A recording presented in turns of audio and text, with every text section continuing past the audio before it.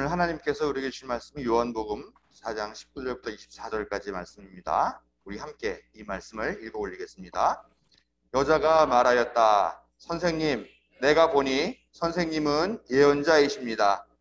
우리 조상은 이 산에서 예배를 드렸는데 선생님네 사람들은 예배드려야 할 곳이 예루살렘에 있다고 합니다. 예수께서 말씀하셨다. 여자여, 내 말을 믿어라. 너희가 아버지께 이 산에서 예배를 드려야 한다거나 예루살렘에서 예배를 드려야 한다거나 하지 않을 때가 올 것이다. 너희는 너희가 알지 못하는 것을 예배하고 우리는 우리가 아는 것을 예배한다. 구원은 유대 사람들에게서 나기 때문이다. 참되게 예배를 드리는 사람들이 영과 진리로 아버지께 예배를 드릴 때가 온다. 지금이 바로 그 때이다. 아버지께서는 이렇게 예배를 드리는 사람들을 찾으신다. 하나님은 영이시다. 그러므로 하나님께 예배를 드리는 사람은 영과 진리로 예배를 드려야 한다. 아멘. 명절을 맞아서 긴 휴일을 보내고 맞이하는 주일입니다. 고단하고 하루하루가 살얼음 돋는 것 같은 그런 나날들이지만 가족과의 만남을 통해 위로를 얻고 또 편안한 휴식을 통해서 새 힘을 얻는 시간이었기를 바라면서 모든 순간에 하나님의 동행을 경험하시는 하나님의 자녀들에게 하나님의 사랑과 자비가 가득하시기를 성어버이 성자 성령의 이름으로 축원드립니다. 어제 코로나 확진자 수가 3,000명이 넘었다라고 그렇게 보도를 하더라고요. 3,000명 넘는 건 아마 처음인 것 같은데 오늘은 몇 명이나 되는지 모르겠습니다. 2,700명이요. 그래도 어쨌든 뭐 2,000명대 후반이니까 엄청나게 많이 나온 거죠. 그러나 백신 접종을 많이 해서 그 위중증 환자나 사망자 수는 많이 줄었다라고 하는 그런 얘기를 듣습니다. 참 다행이에요. 그러니까 전라도 전남인가는 뭐 벌써 77% 정도 이렇게 1차 접종까지 마치고 그랬더라고요. 오늘 현장 대면 예배를 계획을 하면서 사실은 어제 뉴스를 보면서 어떻게 해야 되나, 이거를 예배를 드려야 되나 말아야 되나 막 걱정을 좀 했습니다만 그냥 진행하기로 이렇게 해서 오늘 예배를 드립니다. 예배에 참여하기 위해서 나온 우리들 하나님께서 특별한 은혜를 베풀어 주시기를 간절히 바라고요. 11주 만에 지금 다시 이 예배당에 나와서 같이 예배를 드리는 것입니다. 백신 접종 완료하신 분들 우선으로 모인 그런 예배이긴 합니다만 아무쪼록 우리 교우들 모두가 다 한 자리에 모여서 같이 예배하고 또 성찬 받고 애찬 나누고 할 수 있는 그런 날이 어서서 오기를 바라면서 또 이게 이런 거리두기가 너무 오래 지속됨으로 인해서 사람들이 불평도 많고 불만도 많고 하는 일들이 있겠지만 그래도 공동체의 건강을 위해서 솔선하고 배려하고 하는 그런 기독인 여러분들이 되시기를 부탁을 드립니다. 오랜만에 예배당에서 드리는 이 예배라 살짝 좀 감동이 들어오고 있습니다. 그래서 어제 나름대로 좀 대청소를 하면서 우리 교우들 맞이를 좀 잘 해야 되겠다라고 생각을 했어요. 예배당 예배를 중단하니까 청소도 꽤 오래간만에 하고 몸은 좀 편하겠다 하는 생각이 들죠. 근데 아무래도 마음은 계속 그 바늘방석에 앉아 있는 것 같은, 결과적으로는 별로 목사로서 이렇게 편하지는 않아요. 좋지는 않고요. 예배 인원수 제한이나 뭐 집회 제한 이런 문제들 때문에 많은 교회와 목사들이 좀 부정적인 그런 견해와 반응을 보이고 있는 것이 사실입니다. 교회가 뭐 다른 이런 뭐 업체들, 뭐 업장이나 이런 데에 비해서 좀 더 많이 차별받는다라고 하는 그런 생각을 하고 있는 것 같아요. 그래서 일부 목사들은 예배가 목숨을 걸고서라도 지켜야 되고 수호해야 되는 신앙인의 뭐 양심이고 마지노선이다 이렇게 이야기를 하시는 분들도 있는 것 같은데 그 입장은 저도 뭐 충분히 이해를 합니다. 사실 교회라는 게 이렇게 어떤 예배라고 하는 그런 행위를 통해서 묶여 있는 그런 조직이잖아요. 그런데 그 예배를 제한하면은 아무래도 지금 교회가 정체성의 문제를 물을 수밖에 없는 거고, 또 뭐 교회 안 나가도 뭐 온라인으로 예배 드리고 그럴 수도 있는 거네라고 하면서 교우들이 좀 편리함들도 좀 느끼고, 또 교회 출석에 대한 그런 의무감 같은 것들이 좀 느슨해지고 있는 것도 사실이죠. 뭐 우리들도 그런 것들도 경험하기도 하고 있으니까요. 그렇기 때문에 더 이 예배 제한이나 이런 문제 때문에 좀 민감하게 반응을 하는데, 신앙 수호의 차원만이 아니라 어쩌면은 예배를 중심으로 한 교회 제도의 존폐의 문제, 존폐의 위기 때문이기도 하겠다라는 생각을 저도 해봅니다. 그렇지만 저는 뭐 목숨 걸고 예배를 지켜야 된다 뭐 한다는 말이 한 반 정도는 맞는 것 같지만 또 한 반 정도는 너무 오버 아닌가라는 생각도 들고 저는 잘 모르겠습니다. 그래서 아무튼 이 11조 또 그 이전에도 그렇지만 계속해서 우리 교회 안에서 또 목회자나 교우들에게 주어지는 질문이 있는 것 같아요. 예배란 무엇인가? 예배는 어떠해야 되는가? 예배는 어디서 드려야 하는가? 이런 생각들, 이런 질문들 계속 받고 있는데, 그동안 우리가 온라인으로 예배를 드려왔는데 예배란 어떠해야 하는가에 대해서 함께 생각해 봐야 될 그런 시점이 아닌가 봅니다. 그래서 오늘 그런 말씀들을 가지고 함께 은혜를 나누고자 합니다. 예배를 어디서 드려야 하는가라고 하는 논쟁은 사실 꽤 오래된 논쟁이에요. 성서에서도 장소의 문제로 갈등이 깊었어요. 사실은 성서 역사에도 이 역사, 하나님 신앙 역사를 봐도요. 각 지방마다 예배하던 장소, 즉 성소가 다 달랐죠. 이를 지방 성소라고 이렇게 이야기를 합니다. 이 지방 성소도 하나님께 예배 드리기 위한 합법적인 공적인 장소다라고 생각해서 그 팔레스타인 지역에 이스라엘 지배하던 지역에 각 지역마다 다 그런 예배가 있었죠. 그런데 이게 하나님께만 예배를 드리면 좋은데 뭐예요? 이방 우상 숭배 같은 풍조들이 들어오면 거기서 하나님과 더불어서 우상 숭배도 같이 하고 우상 숭배하는 방식으로 또 하나님께 예배하기도 하고 하는 그런 일들이 있어서 좀 폐단이 있었던 거죠. 그래서 이제 이 지방 성소 다 없애버려야 된다. 중앙 성소 하나만 놔둬야 된다라고 하는 그런 주장도 있었던 것이죠. 그게 바로 우리가 잘 알고 있는 예루살렘 성전. 이 예루살렘 성전, 시온산에 있는 예루살렘 성전이 공적 예배 장소가 돼야 된다라고 그렇게 주장하는 것이죠. 그러면 지방에 있는 사람들은 안식일에 하나님께 예배하거나 하기 위해서 어떻게 해야 되느냐? 매주 올 수가 없죠. 뭐 나귀 타고 옵니까? 걸어서 옵니까? 뭐 교통편이 있던 시대도 아니고 결국은 그런 사람들이 예루살렘까지 와서 하나님께 예배할 수 있는 것이 좀 어려워지는 것이죠. 그러다 보니까 어떡합니까? 해마다 축제 때만이라도 6월절만이라도 꼭 성전에 올라와서 예배를 드려라. 결국은 물론 그들은 종교와 생활이 밀접하게 관계가 있었지만 현실적으로 어떤 공적 예배 장소를 찾아서 예배를 드리는 것들이 어려웠고 1년에 한 번 연중 행사 같은 식으로 그렇게 될 수밖에 없는 상황이 되었다는 것이죠. 이렇게 지방 성소파와 중앙 성소파가 신앙적으로 갈등을 겪고 대립하기도 했죠. 종교 안에도 권력 집단이 있잖아요. 그래서 중앙 쪽에 좀 어떤 권력의 이익을 갖고 있는 사람들을 거기에서 세력을 형성했을 것이고 지방 쪽에 있는 사람들은 왜 지방이 소외돼야 되느냐 그러면서 또 나름대로 연합체를 구성해서 이렇게 뭐 사람 사는 게 다 똑같습니다. 교회나 어디나 정치나 다 똑같은 것 같은데요. 아무튼 이 종교 권력 간의 권력 투쟁들 이런 암투들이 분명히 존재하고 있었다는 것이죠. 그리고 이 두 세력은 이스라엘 역사를 보면은 쿠데타가 일어날 때마다 어떤 그 쿠데타를 하는 세력이 어떤 한쪽을 선택해서 이 종교의 문제도 같이 이 쿠데타와 연계해서 풀려고 하는 것을 많이 볼 수 있습니다. 그래서 보면은 뭐 예후 같은 사람들은 막 그의 신앙심이 불타가지고 지방성소 다 없애버려야 된다고 하면서 쿠데타 일으켜가지고 지방성소 다 없앴다 그러는데 그 배후에는 사실은 중앙성소파의 후원을 얻고 쿠데타를 성공했기 때문에 그들의 요구를 들어주는 거. 또 아무래도 뭐 종교도 통제를 해야 되는데 중앙에 다 모아놓으면 자기가 통제하기가 쉽죠. 그런 의도들도 있는 거죠.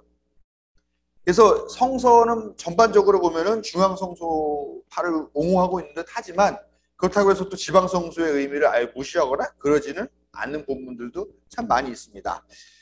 성서는 사실 한 사람이나 한 그룹이 쭉 다 쓴 게 아니라 여러 그룹들이 쓴 거룩하고 성스러운 문서들을 모아가지고 해놓은 거라 어떻게 보면 좀 상충되거나 약간 모순되는 그런 이야기들이 다 한 군데 모여 있죠.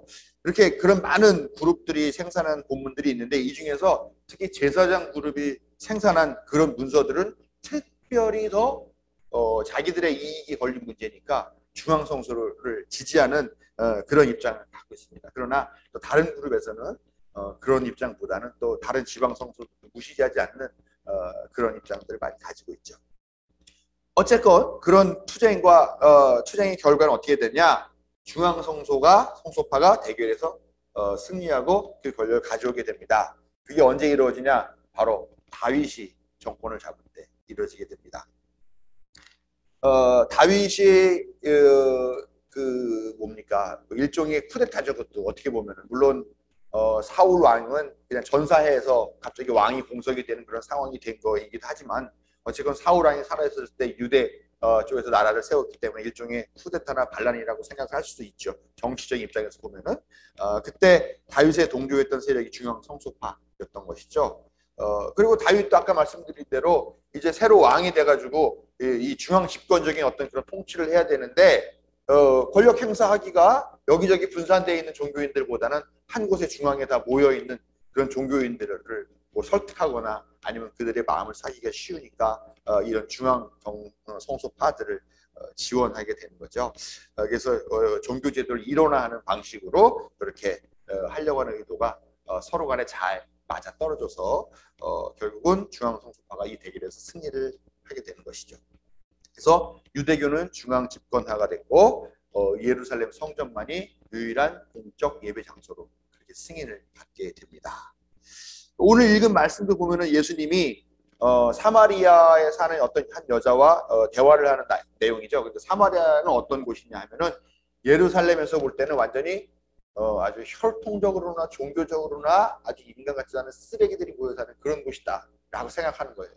왜냐하면은 그 지역, 그 사마리아 지역 옛날 따지면은 북이스라엘 왕국 지역이죠. 거기가 포로로 끌려간 다음에 그 각 나라에 있는 사람들이 각 다른 나라에 있는 사람들이 다 와가지고 거기서 정착을 하면서 살게 됐는데 거기에 남아 있는 사람들도 있었죠. 이스라엘 사람도 있었죠. 근데 이 사람들이 서로 혼인하고 뭐 하다 보니까 혈통이 훼손됐다. 또 종교도 하나님 믿는 신앙이 있지만 뭐 다른 종교 와서 하는 거 보니까 이 신앙 이렇게 하는 거 좋겠다. 우리 신앙도 반영하자. 뭐 이렇게 하면서 하다 보니까 어떤 순수한 하나님 신앙의 그런 모습이 훼손됐다고 생각해가지고 그쪽에 있는 사람들은 사람 취급도 안 하고 쓰레기 같이 말도 섞지 않는 그런 지역이었던 거죠. 근데 여기에서 이 여인이 예수님께 오늘 말씀 물어보는 거예요. 예수님, 당신은 내가 보니까 예언자입니다. 그런데 조상들은 이 산에서 예배를 드려야 한다고 말합니다. 그 예루살렘 성소 시온산이 중앙 성소가 됐는데 그거는 남유다 지역에 있고 북이스라엘 지역은 어떻습니까? 서로 대치되는 부분인데 그러면은 이 남쪽 유다에 속해 있는 이 지역을 갈 수가 없잖아요. 그러니까 또 북이스라엘 사람들은 자기 나름대로의 성산을 정합니다. 그게 뭐냐면 그리심산이라고 했어요. 그래서 사마리아 지역은 이 그리심산이라고 하는 이 산이 거룩한 산, 여기서 예배 드려야 된다라고 어떻게 보면 시온산과 똑같은 하나를 그렇게 만들어서 정해놓은 거죠. 그래서 그 얘기를 하는 거죠. 조상들은 이 그리심산에서 예배를 드려야 된다고 하는데 유대인들은 예루살렘에 있는 시온산에서만 예배를 드려야 된다. 근데 당신이 예언자 같으니까 내가 물어본다. 어디서 예배를 드리는 게 맞느냐? 라고 이렇게 질문을 하고 있다는 것이죠. 문제예요. 유대인과 사마리아인들은 서로를 경멸하고 증오하고 또 그런 관계가 있는데 만약에 오직 예루살렘이 있는 시온산에서만 예배를 드려야 된다라고 한다면 사마리아 지역에 사는 사람 아니면 사마리아의 혈통을 갖고 있는 사람이 내가 하나님을 믿는다 라고 하면 어디서 예배를 드려야 되느냐. 내가 적대 지역인 예루살렘에 가서 예배를 드릴 수도 없지 않느냐. 결국 이렇게 이런 중앙 집중적인 집권적인 이런 방식의 종교는 어떤 문제를 낳냐면 다른 것들은 다 틀려 오직 이것만 맞아라고 하는 그런 배타적인 신앙으로 흘러가게 되었다라는 그런 단점들이 있습니다. 물론 다 나쁘다는 건 아니겠죠. 그렇게 중앙성소파가 승리하는 듯이 보였습니다만 그러나 그게 끝은 아니었죠. 아시리아 제국과 신바빌론 제국에 의해서 이스라엘과 유대가 각각 주전 70년대 혹은 주전 700년대, 주후 500년대에 각각 다 망하게 되면서 백성들이 알 수 없는 지역으로 다 포로로 끌려가게 되는 것이죠. 성전은 완전히 초토화가 되고 완전히 박살이 났습니다. 더 이상 예루살em 성전 중심의 이런 신앙이 유지가 될 수 없는 그런 상황이 됐죠. 종교 행사도 할 수 없죠. 제사장이라는 것도 없어요. 이제 할 일이 없어요. 제사장들이라는 것. 이때 등장한 것이 유대인 자치 종교 기관에 해당하는 회당이라고 하는 것이 나타났습니다. 성전과 회당과는 전혀 다른 것이죠. 그래서 이 회당을 중심으로 흩어져 있는 사람들이 거기서 제사를 지내지는 않지만 제사장이 없으니까 여기서 하나님 말씀을 배우고 이 말씀 율법을 따라 사는 그런 것들이 있는 삶을 살게 된다는 것이죠. 그러다가 나중에 페르시아 제국이 그 지역의 패권을 차지하면서 이 끌려왔던 포로들을 다시 자기의 나라로 돌아갈 수 있게 하는 그런 조치를 해주게 됩니다. 그래서 복귀했죠. 그리고 또 그리스 로마 제국이 지배를 하는 그 동안 예수님 생전이기도 하죠. 이때는 어느 정도 자치를 인정하면서 다시 성전을 집니다. 다시 성전을 지니까 어떻습니까? 제사장 계급도 다시 생겨야 되고요. 다시 성전 중심의 어떤 그런 예배 체제로 또 전환이 되었다라는 것이죠. 그래서 성전의 위상이 복구됐고 제사장 세력이 부활했고 그렇지만 또 예수님께서 부활 승천하신 이후에 주후 70년경에는 유대인들이 우리 더 이상 로마 제국의 식민지로 살 수 없다. 독립하자. 그래서 독립운동을 벌이죠. 그래서 이 두 차례의 유대 전쟁이라는 게 일어나는데 이때 완전히 박살이 나게 되는 거예요. 그래서 그때 또 성전 또 완전히 초토화되고 제사장들은 또 다시 어디론가 흩어지게 되고 하는 그런 상황이 됐죠. 그러다 보니까 이제는 회당의 그 위상이 다시 더 높아지게 됩니다. 회당장이라고 하는 권력이 생기고 그 예전에 있었던 권력이 이 회당장에게 이양이 되는 그런 상황이 됩니다. 이게 뭐 보통 한 주후 한 200년 뭐 그런 때의 이야기죠. 그런데 이제 로마가 기독교를 국교로 국가의 종교로 인정을 하게 되면서 다시 또 예루살렘 성전이라든가 이런 의미가 또 다시 부각이 됩니다만 그러나 그 이후에 그렇게 오직 유일하게 예배 드릴 수 있는 장소로 지정됐던 그런 공식 종교 성전이 이슬람교 알라 하나님을 믿는 그 아랍인들의 땅이 되죠. 게다가 1948년에 이스라엘이 건국하면서 다시 유대교의 거룩한 성소가 되는 그런 복잡 다단하고 막 뒤엉키고 하는 이런 그런 역사 가운데 있는 것이 중앙성소. 그러면서 그 틈틈이 지방성소의 역할들이 계속 교차하면서 그런 흥망을 반복해 왔다라고 하는 것이 성소의 역사다라는 것입니다. 여러분들 보시기에는 어때요? 어떤 제도, 그러니까 중앙성소 제도나 아니면은 지방성소 제도나 이런 것들이 어떤 게 더 맞는 것 같다 하는 생각이 들까요? 저는 보면은 어찌되었건 역사가 이렇게 흘러와서 지금의 모습으로 되었다라고 하는 것은 분명 여기에 하나님의 섭리가 있다. 하나님의 선택과 하나님의 승인이 있었다라고 보는 것이 맞다라고 생각을 합니다. 유목민이었던 시대, 즉 족장 시대라고 하죠. 그때는 이 족장들이 가는 곳마다 여기 괜찮아 그러면 거기다가 돌을 세워놓고 하나님께 예배를 드리고 거기를 제단으로 만들었다는 겁니다. 그래서 베델, 세겜, 브엘세바, 헤브론 이런 지역들이 다 거기다 제단을 쌓고 예배를 드려서 이곳이다 예배의 자리가 되었죠. 그게 이제 지방 성소의 출발점이 되는 거죠. 그러나 국가라는 것이 설립되면서 예루살렘 성전으로 고정이 되고 다른 지역들은 다 폐쇄가 되었지만 또 국가가 몰락하게 되면은 그 유일한 중앙 성소가 또 파괴되고 성전이 파괴되고 또 회당이 그 역할을 대신하고 예배 처소의 기능도 어떻습니까? 희생제사 거기서 막 동물 죽여가지고 피 뿌리고 하는 그런 희생제사 중심이었는데 회당으로 바뀌면서는 교육과 생활 중심으로 율법 중심으로 이렇게 또 옮겨오게 되더라라는 거죠. 무소불위의 권력을 휘두르던 제사장 계급은 그 역사 뒤안길로 사라지게 되었고, 뭐 랍비라고 하는 그런 바리새인들 계파 사람들,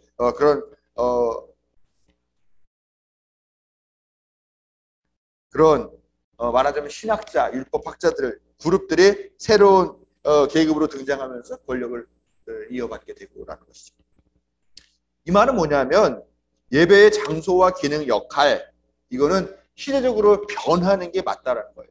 달라지는 게 맞다라는 겁니다. 즉 하나님을 믿는 것, 하나님의 뜻이 표현되는 방식, 이런 거는 달라질 수밖에 없고 달라져야 된다는 것이죠. 옛날에 꽉 붙잡고 있어서는 안 된다는 것이죠. 그것이 하나님께서 승인하시라는 것을 우리가 이해하고 인정해야 된다는 것이죠. 그렇기 때문에 너무 과거에만 매달려 있는 신앙, 보수적인 신앙은 사실 하나님께서 원하시지 않는 거라고 보는 것 같습니다. 그런데 이 예배 성소에 대한 이야기를 하다가 이제 배경을 지금 현재로 한번 옮겨보려고 합니다. 성소는 지금 우리식으로 말하면 뭐가 됐습니까? 교회가 지금 성소가 됐잖아요. 예배당이 교회이고 교회는 예배당 중심의 그런 종교 제도가 되었습니다. 중앙 성소만이 오직 유일한 예배 초소가 되어야 된다라고 한다면 기독교는 이렇게 다양한 종파와 교단이 있는 것 자체가 이거는 말이 안 되고 잘못된 거라고 봐야 되겠죠. 만약에 한 발 양보한다 하더라도 그러면은 교단마다 사실은 예배당 하나씩밖에 가지면 안 돼요. 그러나 지금 어떻습니까? 골목마다 다 교회가 있고 동네에도 수십 개가 있고 심지어는 한 빌딩 안에도 교회가 여러 개가 있는 그런 곳도 있죠. 현재 최대는 뭐냐? 지방성소라는 제도를 용인해요. 그렇지만 교회가 그렇게 많다라고 하긴 하지만 예배 공간에 대해서는 또 배타적이죠. 왜냐하면 기도는 어디 가서 해? 교회 가서 해야 돼. 새벽기도 어디 가서 해야 돼? 교회 가서 해야 돼. 금요철에 어디 가서 해야 돼? 교회 가서 해야 돼. 주일날 11시 어디 가야 돼? 꼭 교회 가야 돼. 거기서만 예배 드려야 돼. 라고 하는 그런 입장이죠. 약간 뭔가 모순적인 그런 상황. 중앙성소도 아니고 지방성소도 아니고 그러면서도 또 다른 곳에서 예배 드리는 것에 대해서 막 배타적인 그런 느낌들. 또 심지어는 어떤 교회는 기도원 다니는 것도 되게 싫어하는 그런 목사님들이 있잖아요. 게다가 요즘 같은 교회 때는 코로나 때문에 교회에 오지도 않고 온라인으로 집에서 예배하고 각자 편한 자리에서 예배에 참여하는 이런 풍조까지 들어왔다는 것이죠. 그동안은 중앙성소만이 유일한 예배 장소였다. 또 지방성소도 인정해야 되느냐 마느냐 하는 그동안의 논쟁이 있었습니다만 이제는 그럼 온라인으로 드리는 예배도 예배가 될 수 있느냐? 그럼 온라인으로 각 사람들이 다 자기의 집이나 어떤 자기가 편한 데서 드리는데 그럼 거기도 성소냐? 라고 하는 이런 질문이 지금 이런 우리의 논쟁 중에 하나가 더 추가가 되는 그런 상황이 되었다는 것이죠. 저는 사실 개인적으로 예배는 구성원들이 이렇게 함께 한 자리에 모여서 예배 드려야 참다운 예배라고 생각을 해요. 예배는 현장성과 공동체성이 있어야 되기 때문이다라고 저는 그렇게 고백을 하는 편입니다. 그래서 저는 TV 예배를 싫어해요. 왜냐하면 이거는 일방적이잖아요. 정말 예배에 참여가 아니라 예배를 보고 있는 것이잖아요. 그래서 저는 인정하고 싶지 않은데 근데 지금 이제 저도 새로운 국면에 맞은 거예요. 왜냐하면은 지금의 기술은 쌍방향으로 개인 대 다인 또 다인 대 개인, 개인 대 개인 이 방향의 쌍방향의 소통이 가능하게 되는 그런 기술이 되었다라는 것이죠. 무조건 다 거부할 수만은 없는 그런 상황이 됐어요. 생각이 더 많이 복잡해지더라라는 겁니다. 과연 예배를 위한 시간과 공간은 일정하게 지정하고 고정해야 하는가?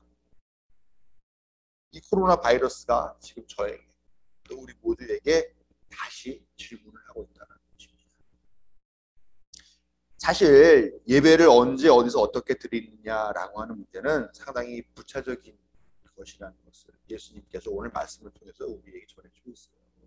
예수님은 장소나 시간, 중앙성소냐 지방성소냐 거기에서 희생제사를 드리느냐 마느냐 아니면 말씀만 듣고 마느냐 현장에 와서 드리느냐 온라인으로 드리느냐 하는 문제는 전혀 거론하시지도 않아요. 관심조차도 없다는 것을 알 수가 있습니다. 예수님은 참된 예배는 시간이나 공간 어떤 형식의 문제가 아니라 그 예배가 정말 영혼과 진리를 담고 있는 그런 예배냐 영혼과 진리의 문제다라고 그렇게 이야기해 오신다.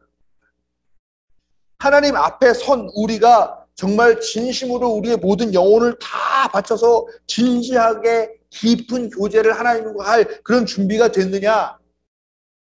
우리 안에 있는 모든 거짓된 것을 다 버리고 오직 진리를 향해서 우리 자신을 헌신할 준비가 되었느냐라고 하는 것이 예배의 가장 유일한, 가장 중요한 조건이라는 것을 예수님이 오늘 우리에게 말씀하고 계시잖아요.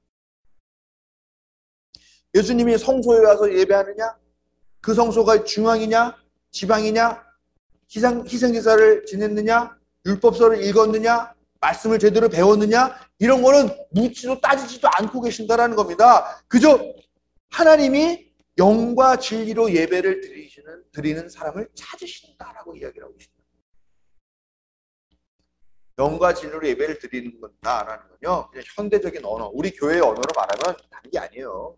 언제 어디에 있든지 간에 진심으로 하나님의 말씀을 지키려고 하는 그런 마음, 즉 하나님을 사랑하는 마음 갖고 있고 또 이웃을 사랑하고 있는가. 진리를 알고 싶어하고 그 진리를 얻기 위해서 그리고 그 진리대로 살아나가려고 우리는 지금 노력하고 있느냐, 헌신하고 있느냐, 즉 그 삶이 하나님 앞에서 진지하냐, 이 얘기예요. 그리고 이것이 바로 예배의 척도이자 조건이 된다는 말입니다. 예배가 뭡니까? 이런 삶이 예배예요. 예배는 곧 진지한 삶이에요. 시대의 변화에 따라서 새로운 예배를 승인하시고 인정하시는 하나님이라는 말입니다. 지금 이 시대에, 우리가 살고 있는 이 시대에 어디에서 어떤 방식으로 어떻게 예배할 것이냐라고 물으시는 게 아니에요, 사실은. 이미 오래전부터 우리에게 해오셨던 요청, 영과 진리로 예배하라. 이 본질적인 요청에 귀 기울여서 예배를 회복하라라고 하는 말씀입니다. 즉 예수님은, 하나님은 어디서 예배 드리라는 게 아니라 예배 회복해라. 영과 진리로 예배해라. 나는 그런 사람을 찾고 있다. 라고 벌써 수천 년 전부터 우리에게 간절하게 요청하고 계시다는 것입니다. 공식적인 장소에서 공식적인 시간에 드리는 예배가 아니라 장소나 시간에 구현되지 않고 영과 진리로 예배하라라고 하는 말은 사실 교회라는 조직을 운영한다고 할 수 있는 저 같은 목사로서는 하기에는 사실 매우 부담스러운 이야기입니다. 그렇죠? 제가 오늘 얼마나 설교가 열정적입니까? 그동안 온라인으로 할 때에 비해서 막 목소리도 높아지고 저도 참 힘이 되는 거예요. 같이 보여서. 그러나 제가 이렇게 설교하고 있는데 힘이 나긴 합니다만, 그러나 예수님을 통해서 하나님이 우리에게 요청하고 명령하는 예배의 본질은 시간, 장소, 이런 문제가 아니라 영과 진, 이 본질이라는 것은 분리될 수 없는, 말하지 않을 수 없습니다. 코로나 이후 우리는 모두 새로운 예배의 형식과 형태를 자의반, 타의반, 반강제적으로 요청을 받고 있습니다. 온라인 예배, 또 각자 집에서 모이는 예배, 예배당에는 모이지 않는 예배, 앞으로는 메타버스라고 하는 그런 가상 공간에 설립될 교회들의 문제도 있고요. 결국은 이게 교회야? 교회가 아니야? 라고 하는 교회 같지 않은 교회의 요청, 그런 교회가 돼야 한다는 그런 요청도 받고 있습니다. 사실 지금 교회에 지금 젊은 사람들이 교회에 관심이 없잖아요.